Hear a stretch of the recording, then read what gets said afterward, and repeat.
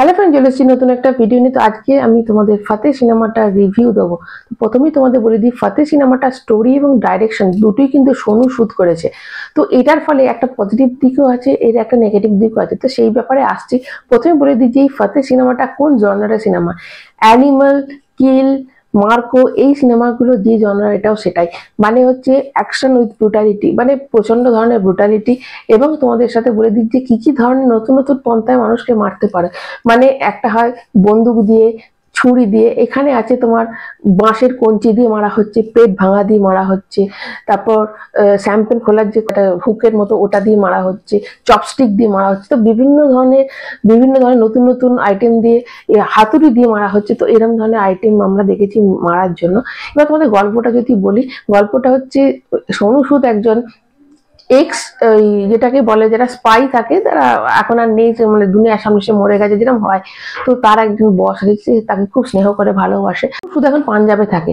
এই সিনেমায় কিন্তু খুব একটা এখনকার দিনে যে ঘটনাটা খুব বেশি বেশি ঘটছে, সেই ঘটনার একটা দিক খুব সুন্দর করে আলোকপাত করেছে। যেটা হচ্ছে সাইবার যে মাফিয়াটা হয়। মানে ধরো আমাদের ফোনে কোনো মেসেজ এলো, সেই মেসেজটা আমরা অজান্তে যখন খুলে নিই, তাহলে আমাদের ব্যাংকে থেকে সব টাকা চলে যায়, যেটা এখন কিন্তু ঘটছে ঘটনাটা।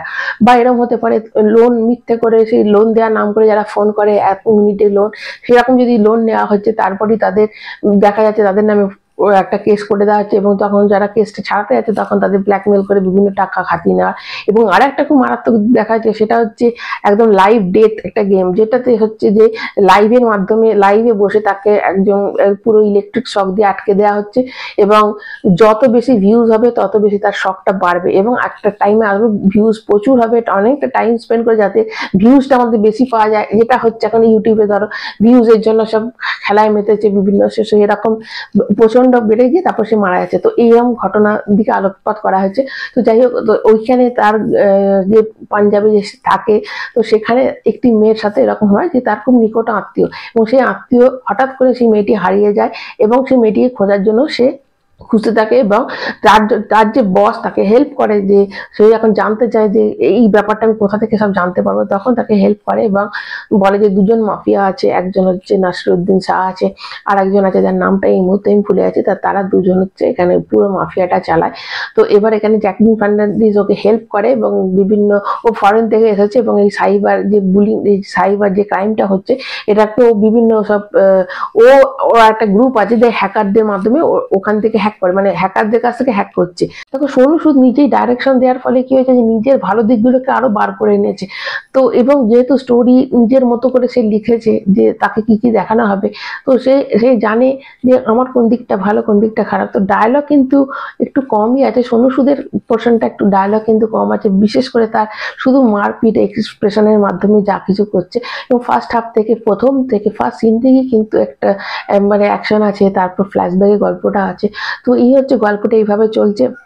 এবং তোমাদের যদি আমি নেগেটিভ দিক বলি, নেগেটিভ দিক এটাই যে অতিরিক্ত অ্যাকশনের ফলে যেটা হয়েছে, যে আমাদের যে কানেকশনটা থাকে সেটা কোথাও একটা কমতি রয়ে গেছে, কানেকশন একটা কমতি রয়ে গেছে। এবং দেখো একটা সিনেমা ভিলেন যদি জবরদস্ত হয়, ভিলেন যদি প্রচন্ড বেশি, ভিলেনরা যদি বেশি ব্রুটালিটি করে, তাহলে আমাদের একটা হিরোর প্রতি সিম্প্যাথি হয়। এবং যখন লাস্টে ভিলেনকে মারা হয়, তখন একটা আমাদের মনে হয় একটা ভালো লাগার একটা ফিল গুড ফ্যাক্টর কাজ করে। কিন্তু এখানে ব্যাপারটা হয়ে গেছে, মানে ক্লাইম্যাক্সটা দেখো, একটা বড় যে মাফিয়া, তাদের তো একটা সিকিউরিটি সেরকম জবরদস্তি হবে, কিন্তু এখানে বিনা কোনো অস্ত্রশস্ত্র অনেক সময় সে ঢুকে যাচ্ছে, এবং যা পাচ্ছে তাই দিয়ে মারছে, মানে কাঠের কঞ্চি দিয়েও মেরে দিচ্ছে, হাতুড়ি দিয়ে মেরে দিচ্ছে। তো এরকম অতি মানে হিম্যান বা স্পাইডারম্যান, সুপারম্যান, এরকম টাইপের, যে একটা লোক 50-60 জনকে কি করে মারতে পারে, এবং তারা গুলি করছে, একটা গুলি লাগছে না। এইগুলো যে বলিউড যে একটা মশলা এনেছে, এটা একদমই এটা একটা মাস মুভি, কিন্তু যে বলিউডের অতিরিক্ত মশলা যে ঢোকাতে গেছে, ওই জায়গাটা কোথাও একটু নিরাশ করেছে ওই জায়গাটা। এবং এবং যে ক্লাইম্যাক্সটা যদি মানে এলো মেরে দিল, মানে তোমাদের কিছু ভাবার, এই সিনেমাটাতে কোথাও সাসপেন্স কিচ্ছু নেই। এই সিনেমাটা একদম ফ্ল্যাট একটা সিনেমা।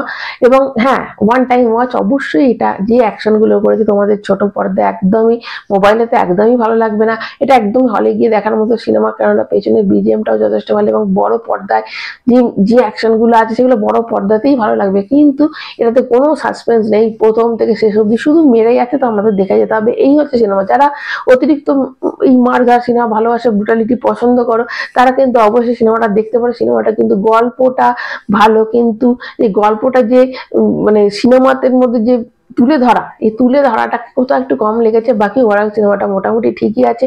তোমরা অবশ্যই সিনেমাটা হলে গিয়ে দেখতে পারো। আপাতত একটু কি কারা কারা দেখেছো অবশ্যই কমেন্ট করবে। আর আমার ভালো লাগলে একটা লাইক কিন্তু অবশ্যই দেবে। যারা চ্যানেলটি নতুন, চ্যানেলটা সাবস্ক্রাইব করবে। এখন টাটা।